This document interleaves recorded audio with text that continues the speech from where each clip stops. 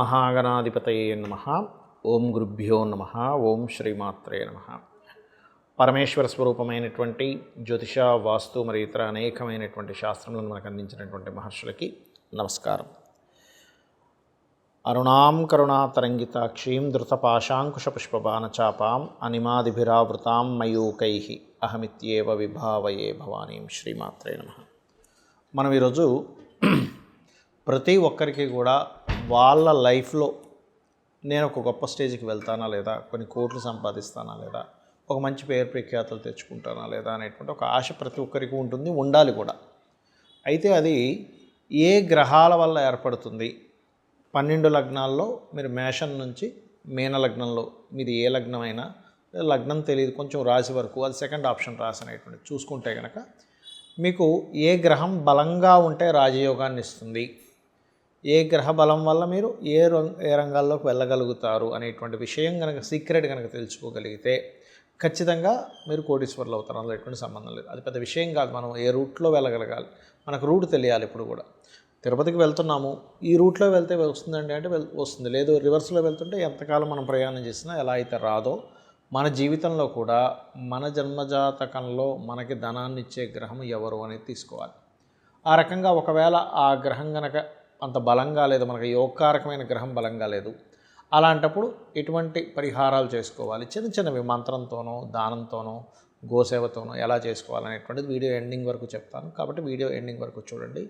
అయితే ఈ విషయాలు చెప్తుంది నేనైనప్పటికీ కూడా చెప్పిస్తుంది సాక్షాత్ లలిత అమ్మవారిగా భావిస్తూ ఒక్కొక్క లగ్నం గురించి తెలుసుకుందాం. వృషభ లగ్నము, వృషభ రాశి. మీకు ఓపిక ఎక్కువగా ఉంటుంది, ఇదే మీ బలము.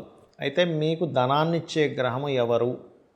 బుధుడు అవుతాడు. పంచమ ధనాధిపతి అంటే మీ ఆలోచనలే మిమ్మల్ని కోటీశ్వరం చేసేటువంటి యోగంలో మీరు పుట్టారని అర్థం. అయితే మీకు లగ్నానికి శుభులు పాపులను ఉంటారు. శుక్రుడు, బుధుడు, శని శుభులుగా చెప్తూ ఉంటారు శాస్త్రంలో. మరి పాపులు ఎవరండి? గురువు. అందుకే చూడండి, ఎనీ వృషభ లగ్నం వారికి వాళ్ళ లైఫ్లో ఒక మంచి మాస్టర్ దొరికితే బాగున్నాం, ఎందుకో నాకు ఈ మాస్టర్ సరైన చెప్పట్లేదు అనే ఒక ఇది ఎప్పుడు మిమ్మల్ని వెంటాడుతూ ఉంటుంది. అయితే ఇక్కడ ఎప్పుడు కూడా మనిషి చూడండి కొన్ని నిర్ణయాల వల్ల లేకపోతే కొన్ని ఇన్వెస్ట్మెంట్స్ వల్ల ఇబ్బంది పడుతూ ఉంటారు. కుజుడు కనుక మీకు స్పాయిల్ అయ్యాడు, ఎందుకంటే సప్తమ వ్యయాధిపతి అండి కుజుడు. స్పాయిల్ అయితే మంగళవారాలు ఇన్వెస్ట్మెంట్ చేయడం చాలా పెద్ద మిస్టేక్ అవుతుంది. మంగళవారాలు, కుజ నక్షత్రాల్లోని. అదేవిధంగా ఒకసారి మీ పార్ట్నర్స్ ఏదో చెప్పారు, అందుకని ఇన్వెస్ట్మెంట్ చేశాను అనుకుంటారు. కుజుడు బాగున్నాడు, మీ పార్ట్నర్స్ చెప్పింది, జీవిత భాగస్వామి లేదా పురుషుడు కావచ్చు, స్త్రీ కావచ్చు, వాళ్ళు చెప్పిన ఇన్వెస్ట్మెంట్స్ వల్లే వాళ్ళ అది ఎదుగుదల ఉంటుంది కూడా. సో ఇక్కడ ఏంటి, బుధగ్రహం. ఇప్పుడు చాలామంది ఏం చేస్తారంటే బుధుడు అన్నారు కదండి నేను వెంటనే పచ్చబెట్టేసుకుంటారు. అది కాదు కాన్సెప్ట్. బుధుడు బాగుంటేనే పచ్చబెట్టుకోవాలి. బుధ రాశుల్లో ఏదైనా పాపగ్రహాలు ఉంటే పెట్టుకోవడం వల్ల ఇబ్బంది పడతారు తప్పితే ఎక్కడా కూడా మీకు కలిసి రాదు, గుర్తుపెట్టుకోండి. మరి ఐడియా ఇవ్వడం ద్వారా, ఒక ప్లానింగ్, ఒక బిజినెస్ రిలేటెడ్గా ఒక తెలివిగా చేసే పనుల వల్ల మీకు ధనయోగం పడుతుంది ఎప్పుడైనా కూడా. అలాగే ధనయోగం, భాగ్యాధిపతి కూడా ధనాన్ని ఇచ్చే కారకుడు అవుతాడు. కాబట్టి భాగ్యాధిపతి, దశమాధిపతి శని మీకు. కాబట్టి ఉన్న ప్రాంతం కాకుండా ఇతర ప్రాంతాలకు వెళ్ళడం ద్వారా ఫైనాన్షియల్ గ్రోత్స్ అనేవి పెరుగుతాయి, మీకు గుర్తుపెట్టుకోండి. అయితే ఇక్కడ లగ్న పంచమ భాగ్యాధిపతుల్లో ఎవరు ఎక్కువ పాడైతే, ఏ గ్రహం ద్వారా అయితే స్పాయిల్ అయిందో ఆ గ్రహము దానికి రెమెడీ చేసుకోవాలి ఇప్పుడు కూడా. అప్పుడు మీరు ఖచ్చితంగా పంచమము, భాగ్యం అనేటువంటివి ఏంటంటే మీకు అదృష్టాన్ని ఇచ్చేవి. ఆ స్థానాలు ఎప్పుడైతే వీక్ అయ్యాయో మీరు ఎంతో ప్రయత్నం చేస్తున్నా ఎదగలేకపోతున్నారు. అంటే ఏమిటి, శుక్రుడు ఎలా ఉన్నాడు, బుధుడు ఎలా ఉన్నాడు, శని ఎలా ఉన్నాడు, ఇవి చెక్ చేసుకోండి. ఇవి చెక్ చేసుకుంటే ఖచ్చితంగా మీకు బాగుంటుంది. అదేవిధంగా అష్టమాధిపత్యం గురువుకు వచ్చింది కాబట్టి ఖచ్చితంగా మీరు, కొంతమంది చూడండి ఎవరో గుడికి వెళ్తుంటారు, ఎందుకు వెళ్తున్నావు గుడికి, ఏముందని, ఇట్లా మనం చేయకూడదు. ఎందుకంటే వాళ్ళ ఇష్టం వాళ్ళది. దీనివల్ల ఏమవుతుందంటే గురువు అష్టమాధిపత్యం రావడం వల్ల అది ఇంకా పాడయ్యాడు అనుకోండి, ఇంకొంచెం దోషం మీరు మూట కట్టుకున్న వాళ్ళు అవుతుంటారు. బట్ ఏదైనా కూడా మీరు విష్ణు సహస్రనామాల యొక్క శ్రవణము, పఠనము మీకు చక్కటి ఫలితాలను ఇస్తుంది. ఇక్కడ ఏంటంటే మనకి ఏ ప్లానెట్ పాడైంది అనేది ముఖ్యంగా తెలుసుకోవాలండి ఎప్పుడు కూడా. ఎలా అయితే మనం చూడండి మన బాడీలో, మన బాడీ పార్ట్స్లో కూడా ఫలానా వైటమిన్స్ తగ్గాయి అన్నప్పుడు మనం ఏం చేస్తాం, ఆ వైటమిన్ తగ్గిన దాన్ని తీసుకుంటాం. లేకపోతే ఫలానా ఫుడ్ వల్ల మీ హెల్త్ పాడవుతుంది అన్నప్పుడు దాన్ని అవాయిడ్ చేస్తాం, అంతే కదా. బాగా షుగర్ ఉంది, రైస్ ఎక్కువ తినకండి, కార్బోహైడ్రేట్స్ విపరీతంగా వచ్చేస్తాయి, దానివల్ల ఇబ్బంది వస్తుంది, అప్పుడు రైస్ని అవాయిడ్ చేస్తాం, కాస్త కూరలు ఎక్కువ తింటాం. అలాగే మనకి కూడా జన్మజాతకంలో ఏ ప్లానెట్ మనకి యోగకారకమో ఆ ప్లానెట్ని ఇంకో ప్లానెట్ పాడు చేస్తున్నప్పుడు నవగ్రహాలకు కూడా ఆ శక్తి ఉంటుందండి. గొప్ప వ్యక్తిని చేసే శక్తి ఉంటుంది, మనకి ఇబ్బంది పెట్టే శక్తి ఉంటుంది. అంటే ఏమిటి, అవేవో మన మీద పనిగట్టుకొని కోపంతోనో ద్వేషంతోనో చేస్తున్నటువంటిది కాదు. మన పూర్వజన్మ కర్మే ఆ రూపంలో ఖచ్చితంగా వచ్చి మనల్ని ఆ రకంగా రూల్ చేస్తూ ఉంటుంది.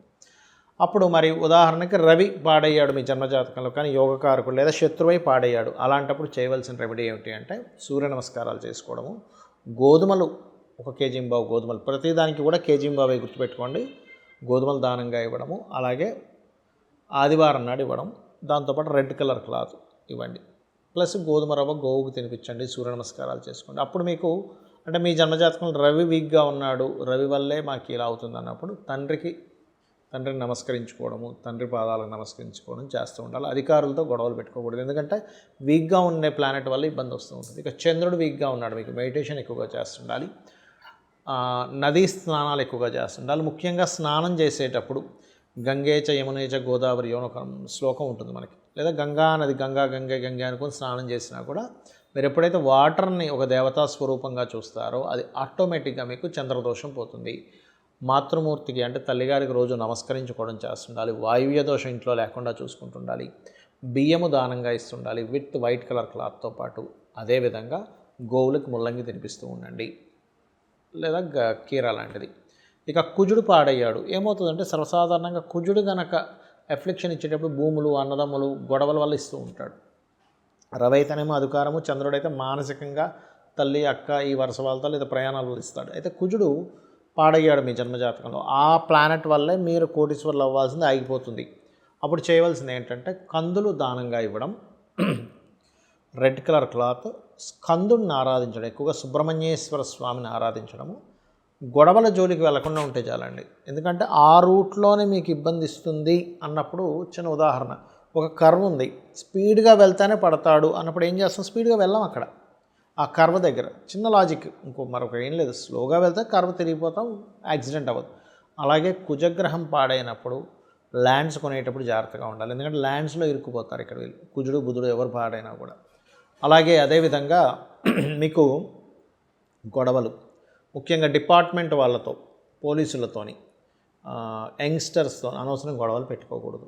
గోవుకి క్యారెట్స్ తినిపించడము, సుబ్రహ్మణ్యేశ్వర స్వామి ఆరాధన, లేదా నిద్ర లేస్తూనే ఓం స్కందాయ నమః అని నామస్మరణ చేయడం. ఎప్పుడైనా గుర్తుపెట్టుకోండి, ఏదైనా ఒక ప్లానెట్ బాగాలేనప్పుడు ఆ రోజుల్లో మీరు ఏది మంగళవారం కుజుడు అంటే ఏది ఇంపార్టెంట్ ఏవి స్టార్ట్ చేయకూడదు. ఇక బుధగ్రహం పాడైంది, మీకు స్పాయిల్ అయింది, అప్పుడు చేయవలసింది ఏంటంటే విష్ణు సహస్రనామాలు వింటూ ఉండాలి, శ్రవణం పఠనం ఏదైనా చేయొచ్చు, గోవులకి గోంగూర తినిపించడము, బంధువర్గం వారితో ఒక్కోసారి మనకు తెలియకుండానే కొన్నిసార్లు చాలామంది తెలియక అది ఒక అలవాటు అయిపోతుంది, అక్కడ మాటలు ఇక్కడ మాటలు అక్కడ వినడం, అవునా అనుకొని మనం రియాక్ట్ అవ్వడం, ఇవి చేయకూడదు. బికాజ్ ఆఫ్ కమ్యూనికేషన్స్ కారకుడు, ఆ కమ్యూనికేషన్స్ వల్లే ఇబ్బందులు వస్తాయి. సో ఇది. అండ్ వ్యాపార సంబంధించిన విషయాలు తొందరపడి చేయడం, ఇవి జాగ్రత్తలు తీసుకోవాలి, పెసలు దానంగా ఇస్తూ ఉండాలి. ఇక గురుగ్రహం పాడైంది మీ జన్మజాతకంలో, అప్పుడు ఏమిటి అని చెప్పి చూసుకున్నట్లయితే గురువు ప్రధానంగా ఇక్కడ గురుగ్రహం పాడైనప్పుడు మిస్గైడింగ్స్ ఎక్కువగా జరుగుతూ ఉంటాయి. అలాంటప్పుడు సరైన గైడింగ్ మనం తీసుకుంటున్నామా లేదా అనేటువంటిది ఒక జాగ్రత్త తీసుకుంటూ, మీకు దగ్గరలో ఆలయాలు ఉన్నట్లయితే అక్కడ మీరు పసుపు, గంధము ఆ ఆలయాల్లో దేవత సంబంధించిన కైంకర్యాలకు వాడుకోవడానికని మీరు భక్తి శ్రద్ధలతో ఇవ్వడము, గురువులకు నమస్కరించుకోవడము. ఎందుకంటే గురువు పాడైతే కనుక ఏమవుతుందంటే గురువుల ద్వారానే, అంటే గైడింగ్ చేసేవాళ్ళే సరిగ్గా చేయరు, ఇది ప్రధానంగా తీసుకోవాలి. అదేవిధంగా మరొక విషయం ఏంటంటే ఈ గురువారాలు ఇంపార్టెంట్ డెసిషన్స్ తీసుకోకూడదు, గోవులకి అరటికాయలు తినిపించడం గురువారం చేస్తూ ఉండాలి, ఇది ప్రధానంగా తీసుకోవాలి. అదేవిధంగా కొన్నిసార్లు ఏంటంటే మీకు ఇష్టం వచ్చిన, అంటే చాలామంది తెలియక ఏంటంటే ఒకదానికొక ఇవి చేస్తూ ఉంటారు, కొన్ని దేవతా సంబంధించిన విషయాల్లో కానీ తెలియక. కొంతమంది చూడండి కొన్ని నియమ నిబంధనలు తెలియక ఏదో దేవతా సంబంధించిన ప్రారంభిస్తూ ఉంటారు, దానికి కొన్ని నియమాలు ఉంటాయి. అవి ముఖ్యంగా శుక్రగ్రహం పాడైతే సర్వసాధారణంగా స్త్రీ శాపం శుక్రగ్రహం వల్ల వస్తూ ఉంటుంది. అంటే ఏమిటి, మీరు పూర్వజన్మల్లో స్త్రీకి ఎవరికైనా ఇబ్బంది పెట్టడం వల్ల ఈ రూపంలో, స్త్రీ రూపంలో వస్తుంది ఇక్కడ. అలాంటప్పుడు వీలైనంత మట్టుకు వారితో మర్యాదగా వ్యవహరించడమే ఉత్తమమైనటువంటి రెమెడీ, అంతకు మించి మరొకటి ఏమీ లేదు.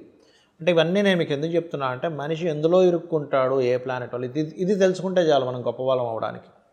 అలాగే మరొక విషయం ఏంటంటే ఈ శుక్రగ్రహం మీకు మంచి ఫలితాలు ఇవ్వాలంటే శ్రీమాత్రే నమః అనే మంత్రానికి మించింది మరొకటి లేదు. అలాగే శుక్రవారాలు, శుక్రుడు పాడయ్యాడు, షష్టాష్టకాల్లో ఉన్నాడు, లేకపోతే పాపగ్రహాలతో కలిసి ఉన్నాడు, ఎటువంటి ఇంపార్టెంట్ డెసిషన్స్ కానీ ఏవి కూడా శుక్రవారం తీసుకోకండి. శ్రీమాత్రే నమః మంత్రము, విష్ణు లలితా సహస్రనామాలు చదవడము, గోవులకి 3 చపాతీలు తేనె పూసిన నూనె వేయకుండా కాల్చిన చపాతీలు 3 చపాతీలు తినిపిస్తూ ఓం సంపత్కరీ సమారూఢ సింధుర వ్రజ సేవితాయ నమః చేస్తూ ఉండండి. ఇక శని అంటే సహజంగా రోగానికి కారకుడు, లేట్ అవ్వడము, అన్నీ కొంచెం అవమానాలు పడడం జరుగుతూ ఉంటాయి. బాగోపోతే బాగుంటే ఆయనే గొప్ప వరాన్ని ఇచ్చినట్టుగా అన్ని అద్భుతంగా కొన్ని తరాలు సరిపోయేంత దానాన్ని కూడా ఆయన ఇస్తాడు, ఆస్తుల్ని. కానీ నూనె దానంగా ఇవ్వండి. శని మీకు వీక్గా ఉన్నాడంటే నూనె దానంగా ఇవ్వడం, గోలుకు బెల్లం తినిపించడం, నువ్వులు దానంగా ఇవ్వడం, శుక్రుడికి అయితే బొబ్బర్లు దానంగా ఇవ్వడం, ఇవి చేయండి. అలాగే విత్ బ్లూ కలర్ క్లాత్తో. ఇక రాహుకేతువులు కనుక అయ్యారంటే, రాహువు ముఖ్యంగా ఏంటంటే మీకు ఇల్యూజన్, అంటే ఏదో జరిగిపోతుందని ఒక భయాన్ని క్రియేట్ చేస్తాడు. కేతు ఏంటంటే నాకేం అవసరం లేదనేటువంటి ఒక రకమైన స్థితికి తీసుకెళ్ళిపోతాడు. అంటే నాకేమీ అక్కర్లేదు, నాకేం పట్టట్లేదు అనేటట్టుగా. అంటే ఇది వైరాగ్యము అండ్ మోసపోవడానికి రాహు కూడా కారకుడవుతాడు. కాబట్టి మీరు రాహుగ్రహం బాగా వీక్గా ఉంది, ఇబ్బంది పడుతున్నాము అన్నప్పుడు మీరు చేయవలసింది ఏంటంటే దుర్గా ఆరాధన, మినుములు దానంగా ఇవ్వడం. కేతు వీక్గా ఉన్నాడు అన్నప్పుడు గణపతి ఆరాధన, ఉలవలు దానంగా ఇవ్వడం చేయండి. ఉలవలతో మల్టీ కలర్ క్లాత్, మినుములతో సిమెంట్ కలర్ క్లాత్ దానంగా ఇవ్వండి. ఖచ్చితంగా ఇది చేయడం వల్ల రాహు తాతగారిని ఎక్కువగా నమస్కరించుకుంటూ ఉండాలి. కేతు అయితే అమ్మమ్మని, నానమ్మని ఎక్కువ నమస్కరించుకుంటూ ఉంటే వాళ్ళ బ్లెస్సింగ్స్తో మీకు ఉండేటువంటి దోషాలు పోతాయి. అమ్మవారి అనుగ్రహం కూడా మీకు కలుగుతుంది. శ్రీమాత్రే నమః.